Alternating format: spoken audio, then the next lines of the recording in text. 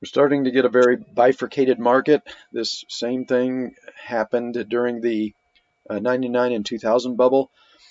So stocks are in the timing band for a move down into a daily cycle low, and the Dow is clearly doing that. It's moving down into a daily cycle low.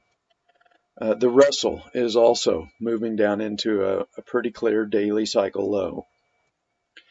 The S&P is kind of hugging this 10-day moving average, and the 10-day moving average is trying to roll over.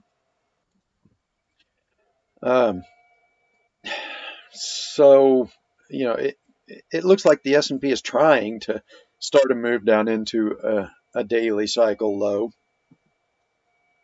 The McClellan oscillator is getting extremely oversold, which is indicative of a market moving down into a daily cycle low. So the underlying internal breadth is moving down, suggesting that most of the stocks in the indexes are moving into daily cycle lows, but there's a few stocks that are holding the rest of the indexes up.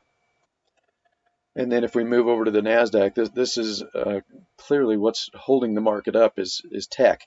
We're starting to get a breakout above that 16,000 level on the NASDAQ. Now I have no idea whether or not this will hold.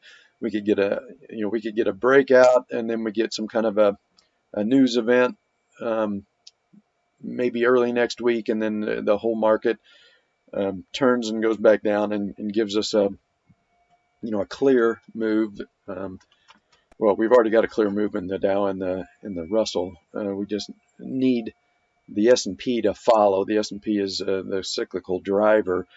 But this happened during the bubble in 99 and 2000. The NASDAQ kind of divorced from the rest of the market, and we would get volatile corrective moves, and then NASDAQ would just kind of ignore it. And then as we got later in the bubble, the stock market started, or the S&P started to turn down, and tech just kept going higher. It was a sign that money was coming out of areas that just weren't really working anymore, and it was all starting to focus in tech, which was still going up, and it pushed tech into that major bubble. So we're starting to get some characteristics that are very similar to what happened during the bubble in 2000 are starting to happen today.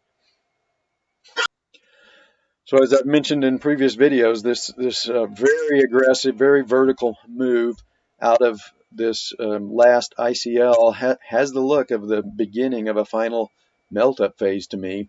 And if the NASDAQ, well, it is going through 16,000 today, the question remains is whether or not it can ignore the daily cycle low in some of the other indexes and just keep going and hold this breakout.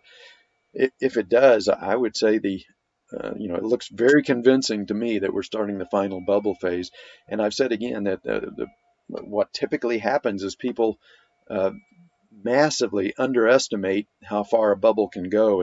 In the last 4 to 6 months.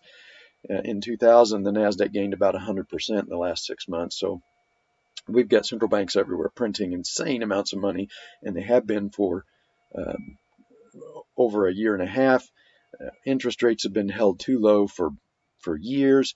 So the fundamentals are there to create another bubble, and probably a bubble considerably bigger than what happened in 2000. So again, I think the mistake that many analysts will make is they'll try and call the top too soon, and they'll vastly underestimate how far the bubble is going to go. So anyway, we'll watch this and see if it holds this breakout. If it just continues to go up early next week, then this, like I said, this just looks like the beginning of a melt-up phase to me, and a breakout on the second attempt to get above 16,000 without really anything that looks like a move into a daily cycle low would tend to confirm that.